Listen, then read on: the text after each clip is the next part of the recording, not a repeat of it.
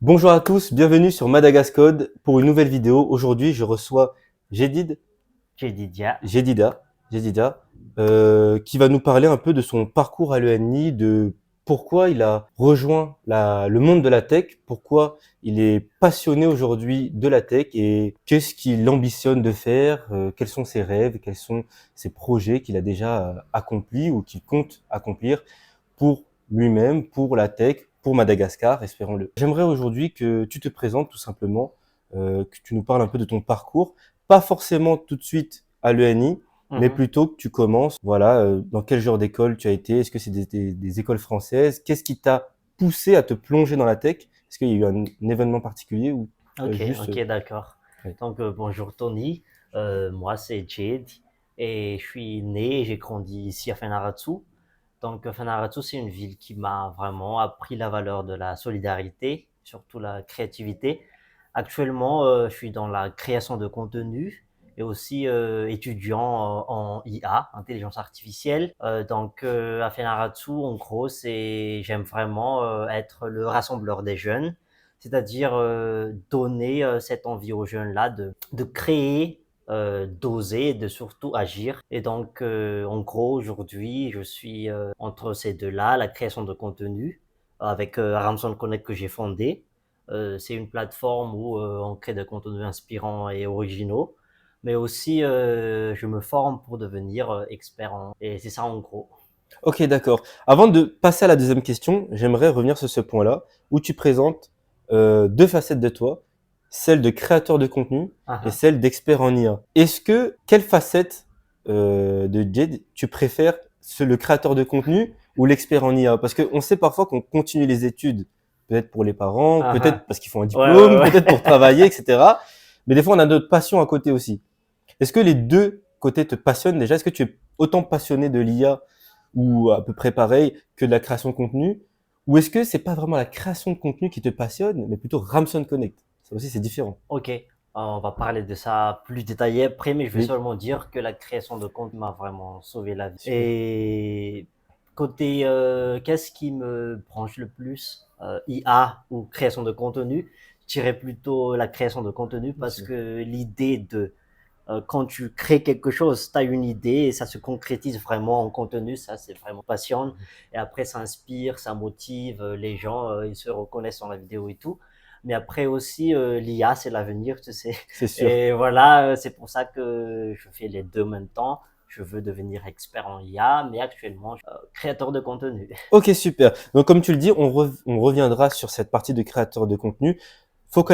Focalisons-nous, pardon, sur le côté tech. C'est vrai que tu viens de Fianarantsu. Ah, Ça ah, ah, facilite, il y a le NI juste à côté. Voilà. Tout le monde parle de Fianarantsu comme la capitale de la tech à Madagascar. ah, ah. Donc, c'est peut-être plus facile aussi de se glisser dans la tech. On sait que c'est un, un domaine qui est en pleine expansion à Ah, ah. Madagascar. C'est vraiment boosté. Il y a de plus en plus d'offres d'emploi, même si ça reste difficile. Ouais. Mais comparé à d'autres, ça quand même, c'est bien boosté à Madagascar. Et donc, comment, on va dire, à quel âge tu as commencé, je sais pas, à toucher un Ah, ordinateur, ou d'accord. peut-être pas un ordinateur, ça peut être, D'accord. des fois, des gens aiment une console de jeu, une Ouais, Game ouais, Boy. ouais, ouais. Comment créer un jeu?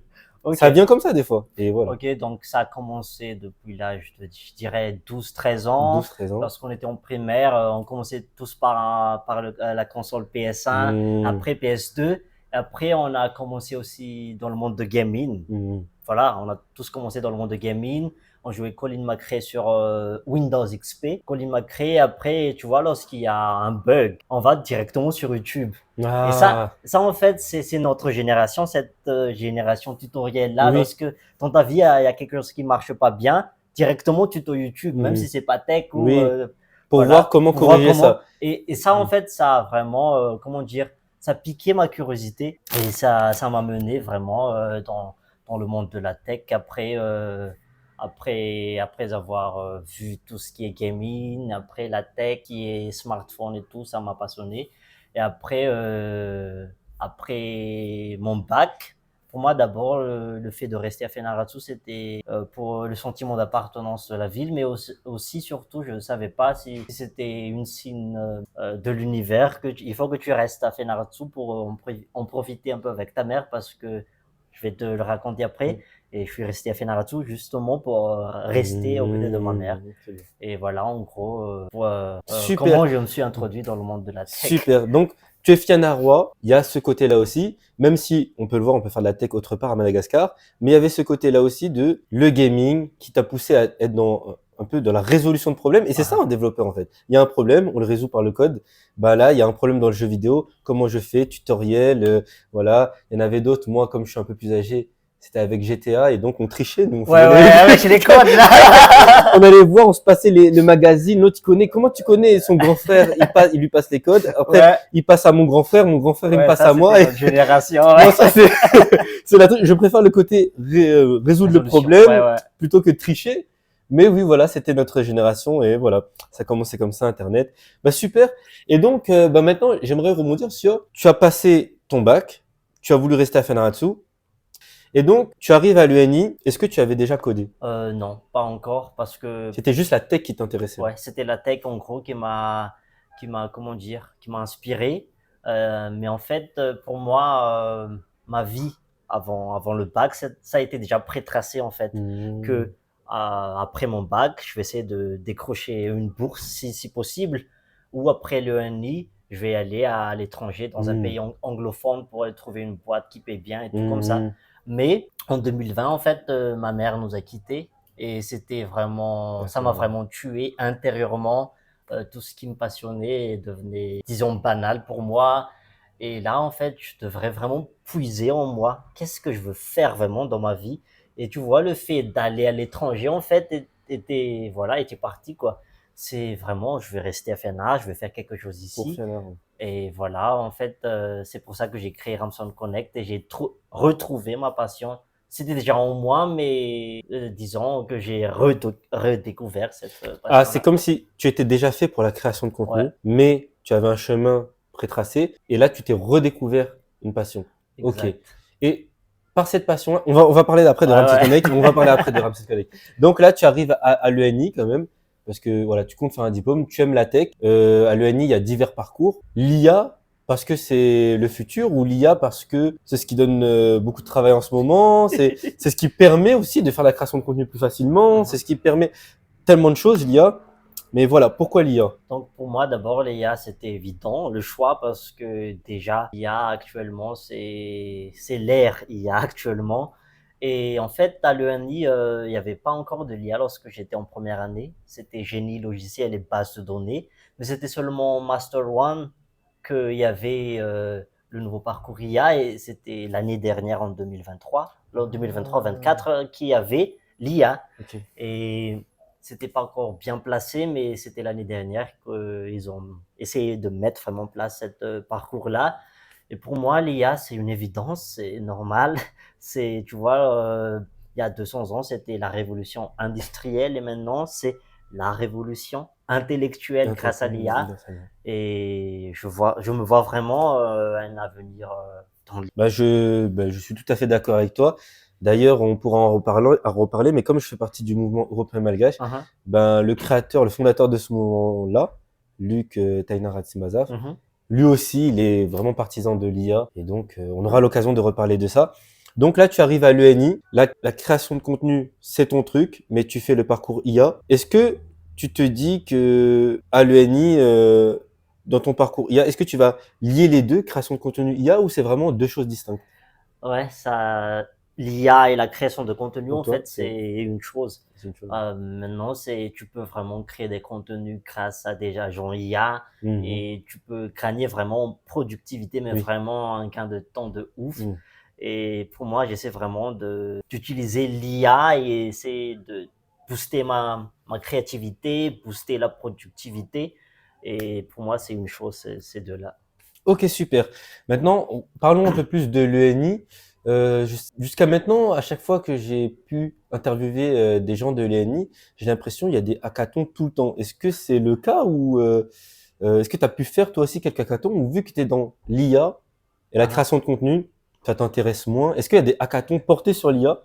Moi, j'en ai ah, fait un en France. C'était au Dev France Championships, je crois. ouais, ouais. J'ai eu un j'étais pas, c'était nul. Mais moi, je dis la vérité, hein, en toute Ouais, ouais. honnêteté, j'étais nul.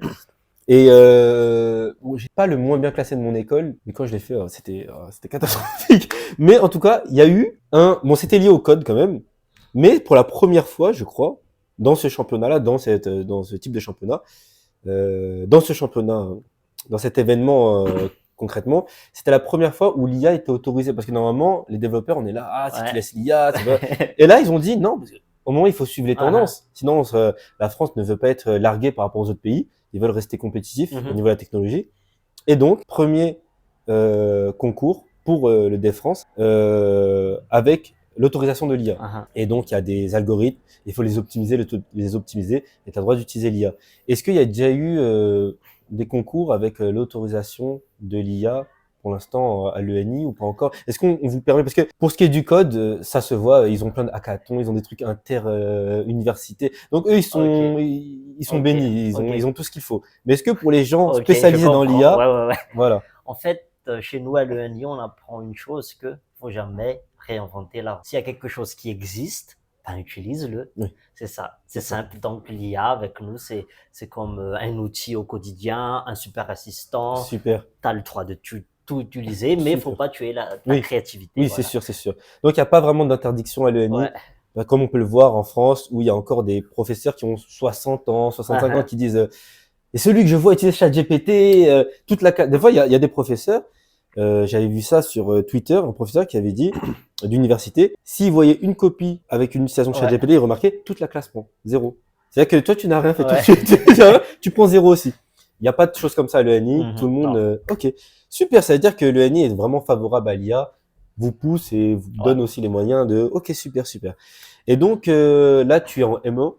Oui, actuellement, mais je suis en train de jongler parce que j'arrive pas vraiment à gérer entre boulot, freelance et tout, et aller à l'école en même temps.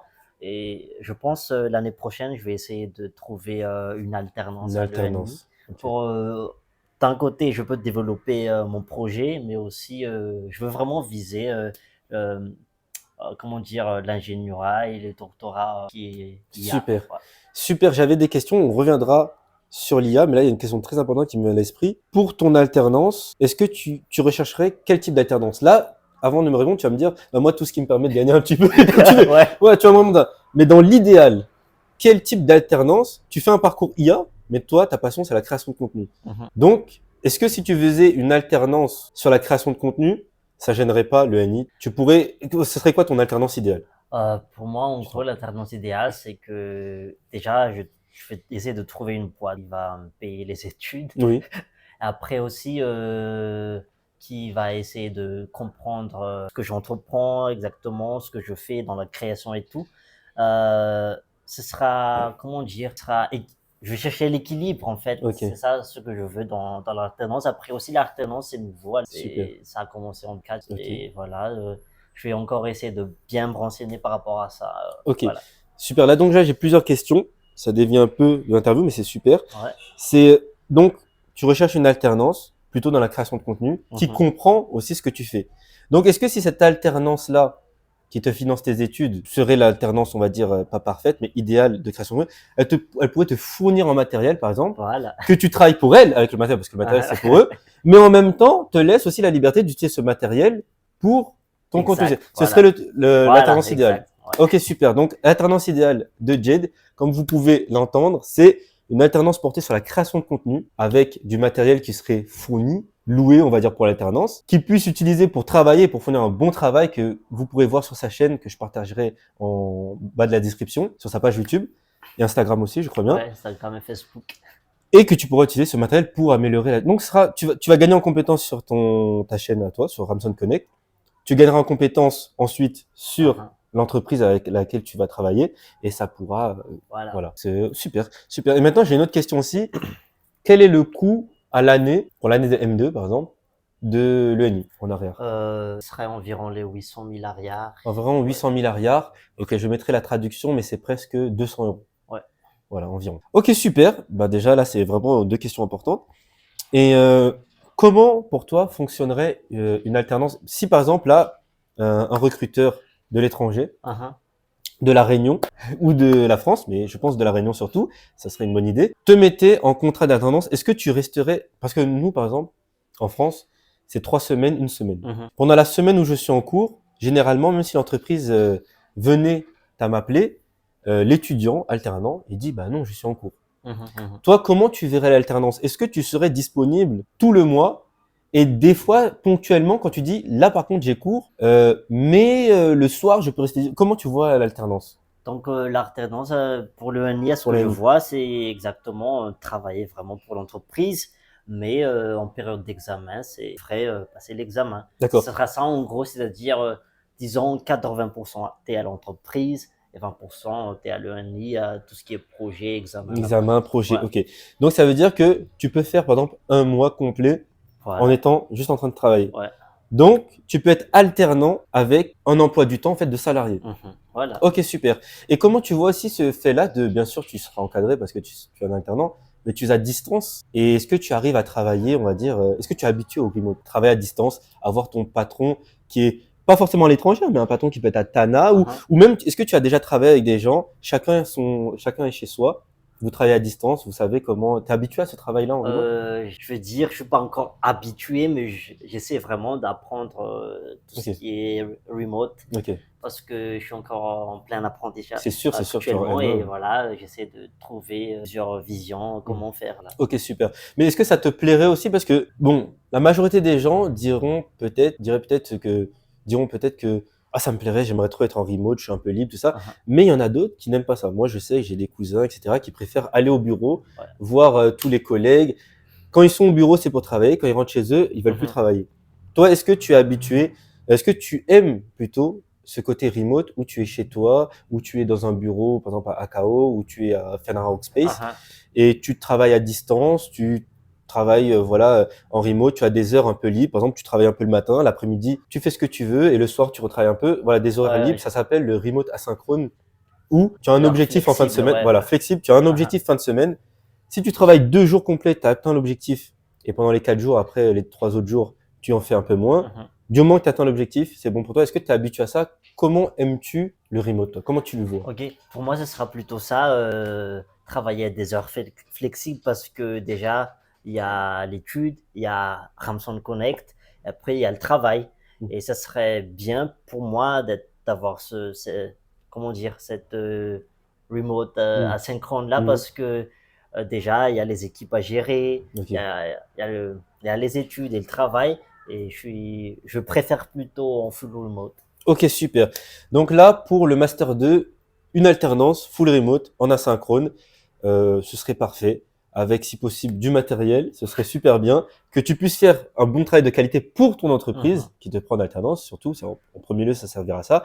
Mais que tu puisses utiliser pour aussi Rhapsody Coding. Donc, tu veux pousser en doctorat. Est-ce qu'en doctorat, c'est encore plus prenant que le master ou tu peux continuer l'alternance ou le travail tout en faisant le doctorat? Ouais, C'est-à-dire que c'est tu pourrais... exactement ça. C'est Ok, exactement ça que je vais faire. ok, donc tu pourrais rejoindre une entreprise, si t'aimes bien, tu restes 4 ans avec eux et Mhm. tu vas jusqu'au doctorat.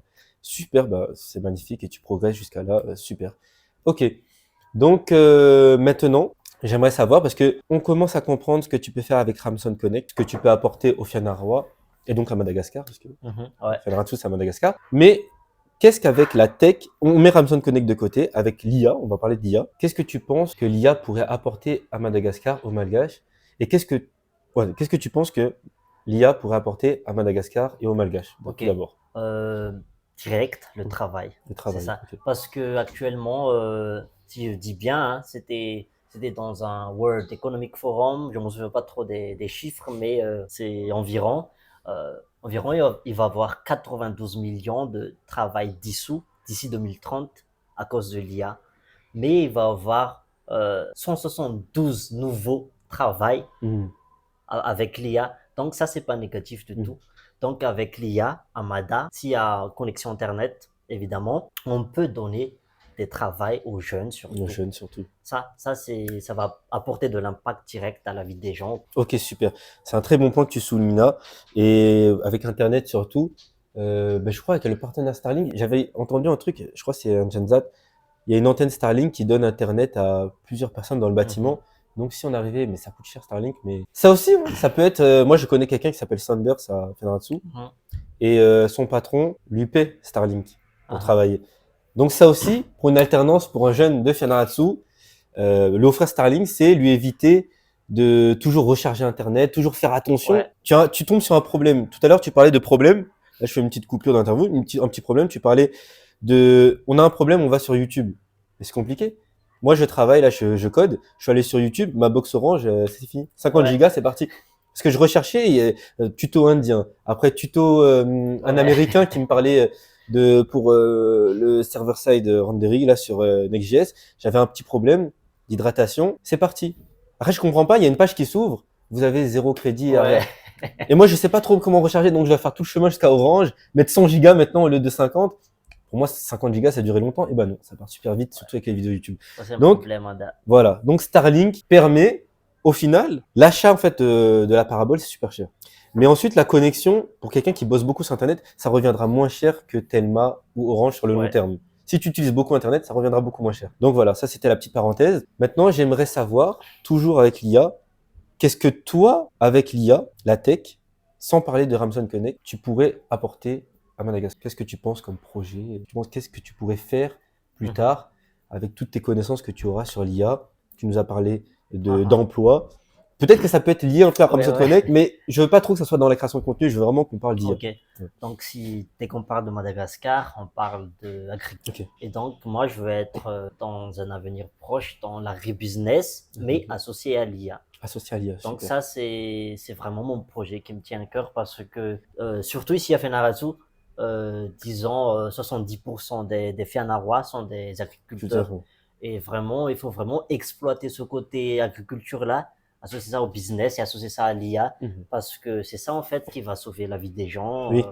C'est manger Voilà, d'abord, c'est ouais. manger et boire. J'avais même vu une statistique, mais je crois que c'était en 2022 ou 2023, que 82% de la population malagasy était agriculteur. Voilà. Sauf que, en fait, la majorité, ben, elle fait ça pour elle-même, ben, c'est sûr. Mais si avec l'IA, tu pouvais booster la productivité, tout le monde mangerait plus facilement à sa faim, et le temps accordé à cultiver, manger, etc., ben, on pourrait chacun l'accorder à quelque chose d'autre, à une autre passion, n'importe pas forcément la technologie, hein, mais n'importe la couture ou Ouais. n'importe quoi. Et voilà, on peut exceller sur d'autres domaines, puisque l'agriculture, ça prend du temps. Et voilà. Donc, bah merci beaucoup. Maintenant, j'aimerais que tu conclues sur comment tu vois le reste de ton parcours à l'ENI et aussi que tu nous introduis Ramson Connect qu'on verra dans une deuxième partie. Donc, à l'ENI, je vais essayer de crocher d'abord mon master. Après, je vais essayer de viser le doctorat aussi. Et essayer aussi d'apporter aussi de l'impact et essayer de partager un maximum aux Alain L2, aux nouveaux étudiants. Et essayer de partager des connaissances. Et après aussi, côté Ramson Connect, pour introduire, en fait, c'est de la création de contenu. Mais création de contenu qui connecte les gens, les Malagasy, à trois choses, à trois piliers. Premièrement, l'excellence, c'est vraiment essayer de briser la chaîne que Amada, c'est la culture de médiocrité, et aussi essayer de connecter les jeunes entre eux, parce que on dit que l'union fait la force, et ça, comment dire, c'est un peu anéanti par la jalousie, l'envie aussi. Ce réflexe de démolir, on presque anéantit cette solidarité-là. Et en fait, Ramson Connect, c'est vraiment de reconnecter, redonner vie à cette solidarité-là grâce à nos contenus. Et enfin, le plus important, c'est créer des contenus connect les Malagasy à sa patrie. C'est aussi raviver cet patriotisme-là, l'amour de la patrie, parce que actuellement, à Mada, la réalité, c'est vraiment la misère de Oui, misère. oui, oui. Donc c'est compliqué d'être patriote, mais je suis sûr que Ramson Connect pourra pousser les gars, déjà les Fiannarois, Ouais, à être patriotes, à être fiers d'être Fiannarois, et ensuite voilà. fiers d'être Malagasy. Non, mais il faut y aller étape par étape. Merci beaucoup, Jed. On va se retrouver pour une deuxième partie dans quelques instants. Ok, merci Merci. Tony.